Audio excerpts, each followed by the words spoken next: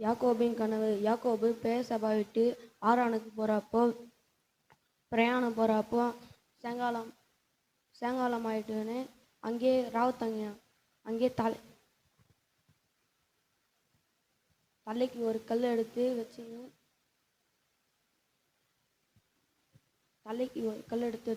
தூங்கினான். அப்போ அவனுக்கு ஒரு கனவு வந்துச்சு. ஒரு ஏணி பூமியில் வைக்கப்பட்டது. அந்த பூமியில் ஒரு ஏணி வைக்கப்பட்டது. அந்த ஏணியில் தேவதூதர்கள் ஏறுமா இறங்குறமா இருந்தாங்க. அதுக்கு மேலே அந்த ஏணிக்கு உச்சியில் கர்த்தர் இருந்து தபோக்கானாகிய ஆபிரகாமின் தேவனும் ஈசாக்கின் தேவனும் உனக்கும் உன் சங்கதிக்கும் இந்த தேசத்தை தருவேன் அப்படின்னு சொன்னார். அது மண்ணு தூளை போல 4 திசையும் பரம் செய்வேன்.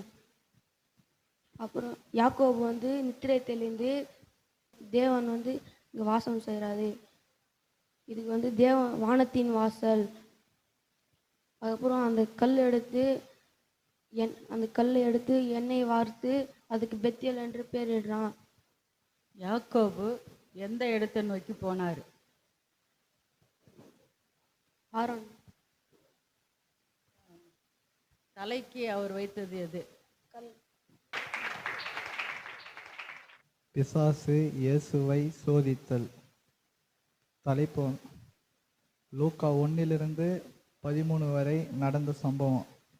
இயேசு பரிசுத்த ஆவியினால் நிரப்பப்பட்டு ஆவியானவராலே வனாந்தரத்துக்கு கொண்டு போகப்பட்டு 40 நாள் உபவாசமாயிருந்தார். அந்த நாட்களில் ஒன்றும் புசியாது இருந்தார்.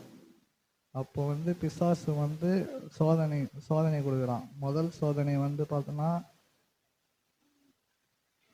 கல்கள், இந்த கல் அப்பமாகும்படி சொல்லு அப்படின்னு சொல்லுவான். அதுக்கு ஆண்டவர் வசனத்தால் பதில் கொடுப்பாரு. என்னன்னு சொல்லுவாருன்னு பார்த்தோன்னா, மனுஷன் அப்பத்தினாலும் மாத்திரமல்ல, வாயிலிருந்து புறப்படும் ஒவ்வொரு வார்த்தையினாலே மனுஷன் பிழைப்பான் ஆண்டவர் பிசாசு கிட்ட சொல்லுவார். அப்புறம் 2ஆம் சோதனை போவான். 2ஆம் சோதனை உலகத்தில் இருக்கும் எல்லா ராஜ்யங்களையும் ஒரே நிமிஷத்தில் பிசாசு இயேசுக்கு காண்பிப்பான். இவைகள் எல்லாவற்றையும் எனக்கு சொந்தமாக இருக்கும், என்னை பணிந்து கொண்டவர்களுக்கு இவைகள் எல்லாம் தருவேன் அப்படின்னு பிசாசு சொல்லுவான். அதுக்கு பிசாசு ஆண்டவர்கிட்ட சொல்லுவான், நீ என்னை பணிந்து கொண்டால் இவைகள் எல்லாம் உனக்கு தருவேன் அப்படின்னு சொல்லுவான். அதுக்கு ஆண்டவர் சொல்லுவார், அப்பாலே போ சாத்தானே, தேவனுக்கு ஒருவரே ஆராதனை செய்வாயாக என்று எழுதப்பட்டிருக்கிறது ஆண்டவர் சொல்லுவார். அப்புறம் 3வது சோதனை பார்த்தோன்னா, எருசலேமுக்கு போயிட்டு தேவாலயத்தில் உப்பரிகை மேலிருந்து பிசாசு ஆண்டவரை தாழ குதின் அப்படின்னு சொல்லுவான். அதுக்கு பிசாசு சொல்லுவான், ஏனெனில் தூதர்கள் உங்களை குறித்து சொல்லியிருக்கிறது, உன் பாதம் தரையில் இடராதபடிக்கு உன்னை ஏந்திருக்கிறதே என்று குறித்திருக்கிறதே அப்படின்னு பிசாசு ஆண்டவர்கிட்ட சொல்லுவான். அதுக்கு ஆண்டவர் சொல்லுவார், உன் கர்த்தராகிய இயேசுவை பரீட்சை பாராதிருப்பாயாக அப்படின்னு ஆண்டவர் சொல்லுவார். அப்புறம் 3 சோதனை முடிந்த பேருக்கு சில காலம் பிசாசு ஆண்டவரை விட்டு விலகி போயிட்டு இருப்பான்.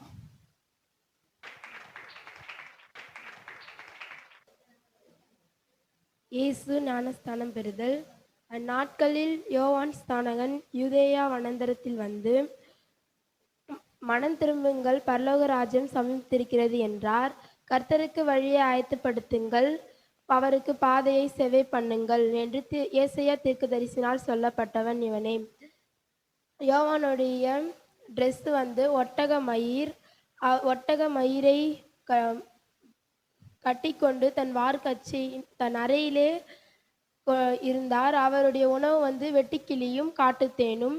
அவர் எருசலேம் நகரத்தாரும் யூதேயா தேசத்தார் அனைவரும் யோர்தானுக்கு அடுத்த சுற்றுப்புறத்தார் யாவரும் யோவானிடத்தில் தங்கள் பாவங்களை அறிக்கையிட்டு யோவான் ஸ்நானகளால் ஞானஸ்தானம் பெற்றார்கள்.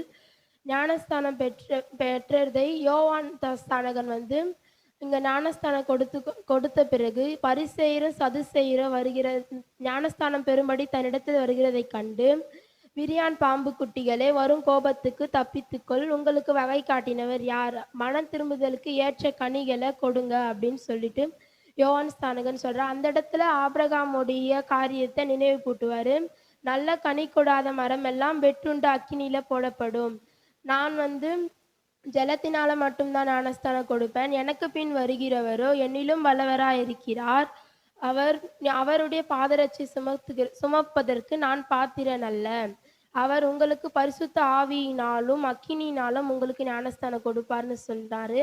அப்ப இயேசு கலிலேயாவை விட்டு யோவானால் ஞானஸ்தானம் பெறும்படி வருகிறார். அப்ப யோவான் ஸ்நானகன் இயேசுவுக்கு தடை செய்து, நான் உங்களிடத்துல ஞானஸ்தானம் பெறும்படி வரலாம், நீர் எப்படி என்னிடத்தில் ஞானஸ்தானம் பெறும்படி வரலாம் அப்படின்னு சொல்லிட்டு கேட்கிறாரு.